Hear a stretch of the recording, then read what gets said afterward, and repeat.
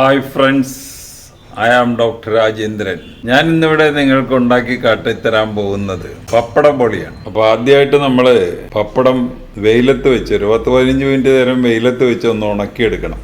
അപ്പോൾ അത് കുറച്ചുകൂടെ ഒരു സ്റ്റിഫായിട്ട് കിട്ടും. അപ്പോൾ മാവിൽ മുക്കി വറുക്കാനൊക്കെ അത് നല്ലതാണ്. അപ്പോൾ ഇതിന് വേണ്ട ഇൻഗ്രീഡിയൻസ് നമുക്കൊന്ന് നോക്കാം. ആദ്യം 1 കപ്പ് അരിപ്പൊടി, വറുത്ത അരിപ്പൊടി. ബോളിപ്പപ്പടം എന്നാണ് ഇതിനവർ പറയുന്നത്. 10 എണ്ണം. ഉപ്പ് ആവശ്യത്തിന്.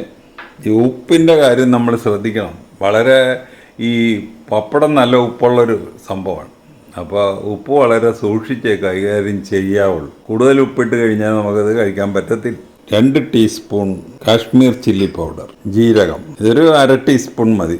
1 ടീസ്പൂൺ കറുത്ത എള്ള്, ഒരു 1/4 ടീസ്പൂൺ കായപ്പൊടി, പിന്നെ വറുക്കാൻ ആവശ്യമുള്ള എണ്ണ. അപ്പോൾ ഇതെല്ലാം കൂടെ ആദ്യം ഇതിലോട്ട് ഇടുക. അപ്പോൾ എല്ലാം ഇട്ട് ഉപ്പ് ഞാൻ വളരെ സൂക്ഷിച്ച് ഒരു 1/4 ടീസ്പൂൺ ഇടുന്നില്ല. ബാക്കി